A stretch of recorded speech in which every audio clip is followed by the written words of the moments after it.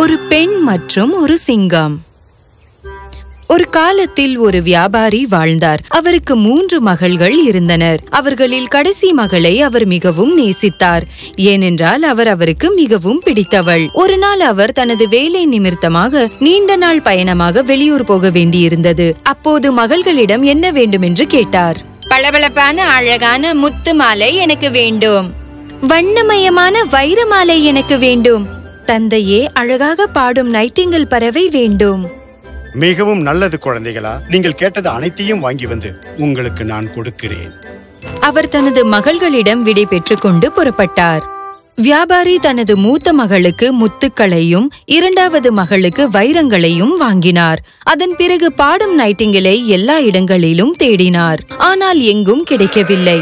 அமேலியாவை பற்றி அவர் கவலைப்பட்டார். அவருக்கு மிகுந்த பாசமுள்ள அவள் வருத்தம் அடைவதை அவர் விரும்பவில்லை.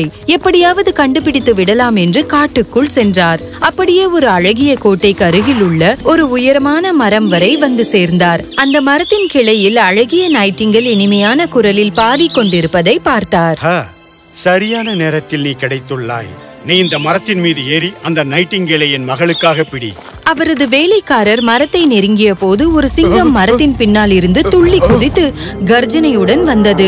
மரத்தின் இலைகள் பயத்தால் நடுங்கி உதிர்ந்தன. எனது நைட்டிங்கேலை திருட யாருக்கு இந்த தைரியம்? திருடனே, நான் உன்னை சாப்பிடப் போகிறேன். என்னை மன்னித்து விடுங்கள் சிங்கராஜா அவர்களே. இந்த பறவை உங்களுடையது என்று எனக்கு தெரியாது. எங்களை உயிருடன் விட்டு விடுங்கள். எங்கள் தவறுக்கு உங்களுக்கு வேண்டியதை செய்துவிட்டு ஓடிவிடுகிறோம். நீங்கள் வீட்டிற்கு போனதும் முதலில் யாரை பார்க்கிறீர்களோ அவரை எனக்கு கொடுப்பதாக உறுதி அளித்தால்தான் உங்களால் இங்கிருந்து போக முடியும். இதற்கு ஒப்புதல் கொடுங்கள்.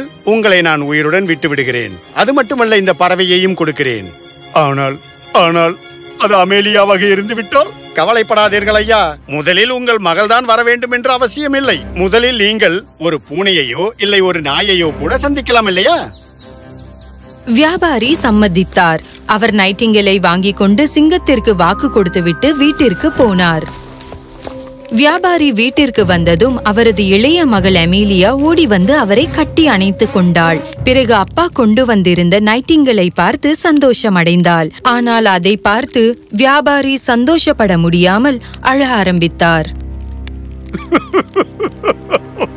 அன்பு மகள் அமேலியா, இதற்கு விலையாக நான் வீட்டிற்கு வந்ததும் யாரை முதலில் பார்க்கிறேனோ அவரை சிங்க இளவரசனிடம் அனுப்புவதாக வாக்களித்து விட்டேன். அவர் உன்னை தனது சக்தியால் துண்டு துண்டாக கிழித்து விடுவார் என்று பயப்படுகிறேன். வியாபாரி காட்டில் நடந்த அனைத்தையும் விளக்கினார். ஓ அப்பா, ஒரு வாக்குறுதி என்பது வாக்குறுதியாகும். அது நிறைவேறப்பட வேண்டும். நான் சிங்க இளவரசரிடம் போகிறேன். இல்லை, வேண்டாம். அவர் உன்னை கொன்று விடுவார். என் விதியில் எழுதப்பட்ட எதுவும் மாற்ற முடியாது. நீங்கள் தானே எனக்கு இதை சொல்லியிருக்கிறீர்கள். வியாபாரி அதிர்ச்சி அடைந்தார். கவலைப்படாதீர்கள் அப்பா, நான் நன்றாக இருப்பேன் என்று என் மனம் சொல்கிறது. மனம் சரியானதை தான் சொல்லும் என்பதை நீங்கள் சொல்லியிருக்கிறீர்கள். அடுத்த நாள் அமேலியா காட்டுக்கு புறப்பட்டாள். அப்போது அவள் தந்தையும் சகோதரிகளும் அழுது கொண்டே அவளை அனுப்பி வைத்தனர். சிங்க இளவரசர் கருணை கொண்டவர். நாம் மீண்டும் உங்கள் சகோதரியை காண்போம். சிங்கம் உண்மையில் ஒரு மந்திரித்த இளவரசன். பகலில் அவர் ஒரு வலிமையான சிங்கமாக இருந்தார். அவரை பின்பற்றுபவர்கள் அனைவரையும் போலவே இரவில் அவர்கள் மீண்டும் மனித வடிவமாக மாறும். அமேலியா காட்டை அடைந்தவுடன் அவள் பரிவுடன் வரவேற்கப்பட்டாள். சிங்கங்கள் தலைமை தாங்கிய தங்க ரதத்தில் கோட்டைக்கு கொண்டு செல்லப்பட்டாள். அமேலியா கோட்டைக்குள் நுழைந்ததும் அங்கிருந்த சிங்கங்கள் பல பரிசுகளுடன் வந்து அவளை அன்புடன் வரவேற்றன. வர வேண்டும் என் அழகான ராணியே. உங்கள் தந்தை தனது வாக்குறுதியை நிறைவேற்றியதை நினைத்து பெருமை அடைகிறேன். அத்துடன் இவ்வளவு அழகாக இருக்கும் உங்களை நான் பார்த்ததில் மட்டற்ற மகிழ்ச்சியும் அடைகிறேன். நீங்கள் எனது மனைவியானால் நான் பெருமைப்படுவேன். நான் பெரிதும் மகிழ்ச்சி அடைகிறேன். ஆனால் நீங்கள் ஒரு சிங்கம் என்று நான் அஞ்சுவதால் உங்கள் மகிழ்ச்சியை என்னால் பகிர்ந்து கொள்ள முடியாது. அப்போது சந்திரனின் வெளிச்சம் ஜன்னல் வழியாக பிரகாசித்ததும் சிங்க இளவரசன் மாயமாக மாறி ஒரு அழகான இளவரசனாக முன்னால் நின்றான். நான் உண்மையில் ஒரு இளவரசன். ஒரு சாபத்தின் காரணமாக பகல் நேரங்களில் நாங்கள் சிங்கங்களாக இருக்கிறோம். அமேலியா சந்தோஷமாகவும் காதலுடனும் சிங்க இளவரசனை பார்த்து சிரித்தாள். அமீலியா இளவரசனை திருமணம் செய்து கொள்ள சம்மதித்தாள். பிறகு திருமணமும் உடனே நடைபெற்றது. அவர்கள் சிங்கங்களைப் போலவே மகிழ்ச்சியுடன் ஒன்றாக வாழ்ந்தார்கள். பகல் முழுவதும் சிங்கத்துடன் தூங்குவாள், இரவு முழுவதும் விழித்திருப்பார்கள். ஒரு நாள் சிங்க இளவரசன் அவளிடம் வந்து கூறினான், உன் தந்தை உன் அக்காவின் திருமணத்தை நாளை உன் வீட்டில் கொண்டாட இருக்கிறார். நீ விரும்பினால் திருமணத்திற்கு நீ போகும்போது சிங்கங்கள் உனக்கு துணையாக வரும். மிகவும் சந்தோஷமாக இருக்கிறது. நான் என் தந்தையை பார்க்க ஆர்வமாக உள்ளேன். நான் இப்பொழுதே சிங்கங்களை இங்கு அழைக்கிறேன். அவர்கள் உன்னை பிரம்மாண்டமாக இங்கிருந்து அழைத்துச் செல்வார்கள். ஆனால் இளவரசரே, நான் தனியாக போக மாட்டேன். நீங்களும் என்னுடன் வர வேண்டும். என் ராணியே, இது ஆபத்தானது. ஏனென்றால் ஒரு சிறிய ஒளிக்கீற்று என் மீது பட்டால் கூட நான் ஒரு புறாவாக மாறி 7 வருடங்கள் பறந்து கொண்டு இருக்க வேண்டியிருக்கும். கவலைப்படாதீர்கள். ஒளியின் கதிர் உங்கள் மீது விழாமலும் உங்களை பாதுகாப்பேன் என்று உறுதி செய்கிறேன். பிறகு இளவரசனும் இளவரசியும் திருமணத்திற்கு செல்ல புறப்பட்டனர். வியாபாரியும் அவரது மகள்களும் அமீலியாவை பார்த்ததும் சிங்க இளவரசனை பற்றி அறிந்து கொண்டு மிகவும் மகிழ்ச்சி அடைந்தார்கள். அவர்கள் சிங்க இளவரசனை அன்போடு வரவேற்றனர். இளவரசருக்கு ஒரு பெரிய மண்டபம் கட்டப்பட்டிருந்தது. அங்கு எந்த ஒளியின் கதிரும் ஊடுருவாத அளவு இருந்தது. இங்குதான் அந்த இளவரசன் ஓய்வெடுத்துக் கொண்டிருந்தார். இங்கு எந்த ஒளியும் வர முடியாது. ஆனால் மரங்கள் புதியதாக இருந்ததால் கதவில் ஒரு சிறிய விரிசல் ஏற்பட்டது. திருமணத்தில் இருந்து தீப்பந்தங்கள் மற்றும் விளக்குகளுடன் ஊர்வலம் வந்தபோது ஒரு தலைமுடியின் அளவை போன்ற ஒரு சிறிய ஒளிக்கதிர் சிங்க இளவரசன் மீது பட்டது. ஒரு நொடிக்குள் சிங்க இளவரசன் ஒரு புறாவாக மாறிவிட்டான். அமீலியா வந்தபோது அங்கே ஒரு வெள்ளை புறாவை தவிர வேறு எதையும் அவள் காணவில்லை. அடுத்த 7 ஆண்டுகளுக்கு நான் பறக்க வேண்டியிருக்கும். அத்துடன் ஒவ்வொரு 7வது நிலையிலும் நான் ஒரு வெள்ளை இறகை உதிர்ப்பேன். அதை நீ பிடித்துக் கொண்டிருந்தால் உன்னால் என்னை விடுவிக்க முடியும். இளவரசி அமீலியா வெள்ளை புறாவை பின்தொடர்ந்தாள். ஒவ்வொரு 7வது நிலையிலும் ஒரு வெள்ளை இறகு விழுந்தது. அது இளவரசி அமீலியா பிடித்தபடியே புறாவை பின்தொடர்ந்தாள். 7 ஆண்டுகள் நெருங்கும் நிலையிலும் அமீலியா வெள்ளை இறகுகள் சேர்ப்பதை ஓய்வில்லாமல் செய்து கொண்டிருந்தாள். இந்த 7 ஆண்டுகள் முடிந்து விட்டதில் நான் மகிழ்ச்சி அடைகிறேன். விரைவில் எங்கள் கஷ்டங்களிலிருந்து விடுபட்டு விடுவோம். ஆனால் இளவரசி அமீலியாவும் இளவரசனும் சுதந்திரமாக இருப்பதற்கான நேரம் இன்னும் வரவில்லை. ஒரு நாள் வெள்ளை இறகுகள் விழுவது நின்றுவிட்டது. அமீலியா கவலைப்பட்டாள். யாரும் எனக்கு உதவ முடியாது. இளவரசி அமீலியா ஒரு மரத்தில் ஏறி சூரியனை அழைத்தாள். ஓ சூரியனே, நீங்கள் மிகவும் பிரகாசிக்கிறீர்கள். பூமியில் இருக்கும் என்னை பார்க்கிறீர்கள். என் வெள்ளை புறா எங்கே? நான் எங்கே போய் தேடுவேன்? தெரியாது குழந்தை. நான் வெள்ளைப்புறாவை பார்க்கவில்லை. ஆனால் இந்த சிறிய பேழையை வாங்கிக் கொள். உனக்கு மிகவும் தேவைப்படும் போது இதை பயன்படுத்து. மிக்க நன்றி சூரியனே. இளவரசி அமீலியா இரவு ஆகும் வரை தனது இளவரசனை தேடிக் கொண்டிருந்தாள். சந்திரன் பிரகாசித்த போது அவள் சந்திரனிடம் சென்று கேட்டாள். ஓ அழகான சந்திரனே, இரவு முழுவதும் வயல்களில் காடுகளுக்கு மேலே பிரகாசிக்கிறீர்கள். ஒரு வெள்ளை புறாவை நீங்கள் பார்த்தீர்களா? இல்லை, பார்க்கவில்லை. ஆனால் இந்த முட்டையை வாங்கிக் கொள். உனக்கு தேவைப்படும் போது இந்த முட்டையை உடைக்கவும். இளவரசி அமீலியா சந்திரனுக்கு நன்றி சொல்லிவிட்டு இளவரசனை தேடினாள். இரவு வீசிய காற்றிடம் அவள் கேட்டாள். நீங்கள் மரங்களுக்கும் இலைகளுக்கும் இடையில் வீசுகிறீர்கள்.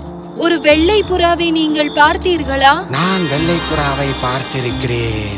அது காஸ்பியன் கடல் பக்கம் பறந்து சென்றது. அங்கு ஒரு சிங்கத்தின் வடிவத்திற்கும் மாறியது. அங்கு ஆஸ்திரேலியா என்ற மந்திரவாத இளவரசியான பயங்கர டிராகனுடன் போரிட்டுக் கொண்டிருக்கிறது. இது ஒரு மந்திரக்கோள்.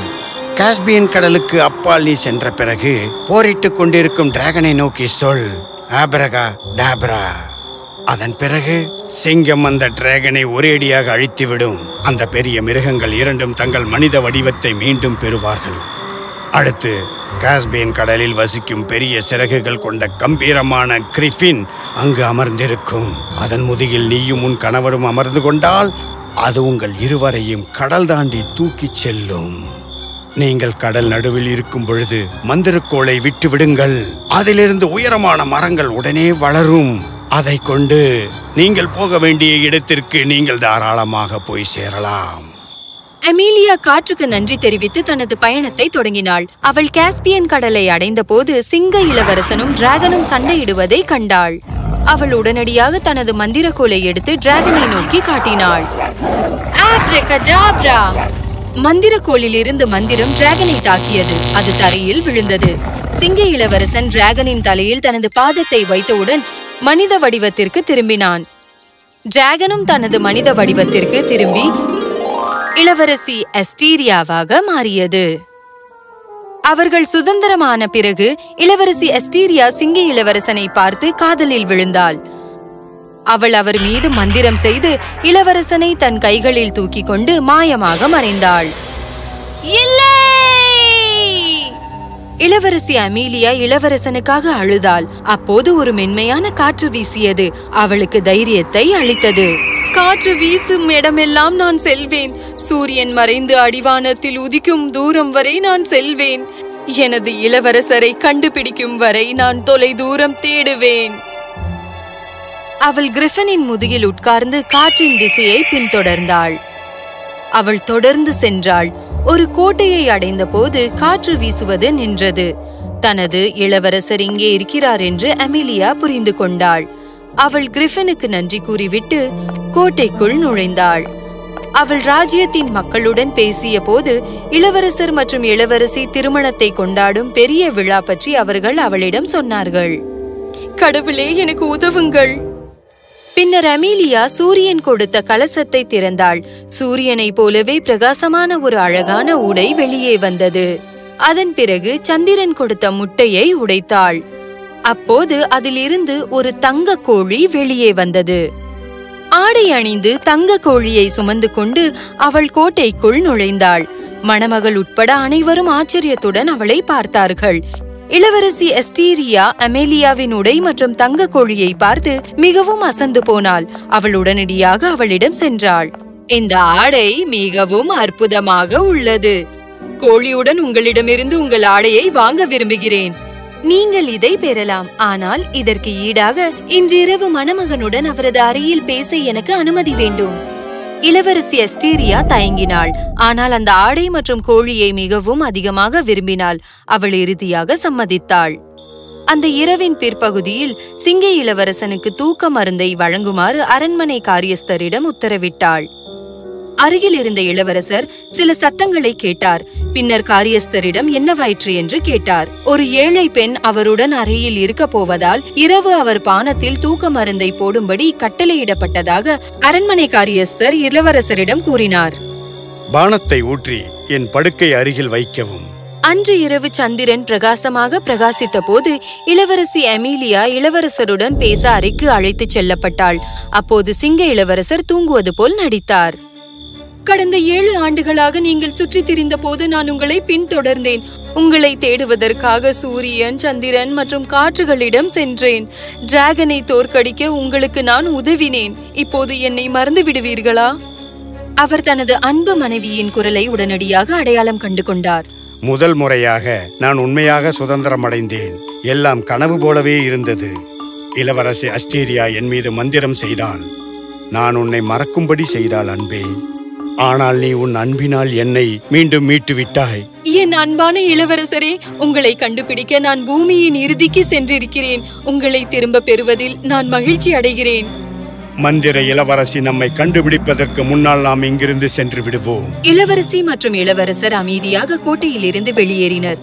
ஏனென்றால் இளவரசி அஸ்டீரியா அவர்களை பிடிக்கக்கூடும் என்று அவர்கள் அஞ்சினர். அவர்கள் கிரிஃபின் மேல் ஏறினர். அவர்களை காஸ்பியன் கடலுக்கு மேலே கொண்டு சென்று மீண்டும் காட்டில் உள்ள தங்கள் அரண்மனைக்கு அழைத்துச் சென்றது. அவர்கள் வீட்டிற்கு வந்ததும் சிங்கங்கள் அனைத்தும் அவற்றின் மனித வடிவத்திற்கு திரும்பி மகிழ்ந்தன. இளவரசர் இளவரசி அமீலியாவுக்கு போதுமான நன்றி சொல்ல முடியாத அளவு மிகவும் நேசித்தார். ஏனென்றால் அவளுடைய உறுதியும் விருப்பமும் அவர்களின் வாழ்க்கையில் மகிழ்ச்சியை மீட்டெடுத்தது.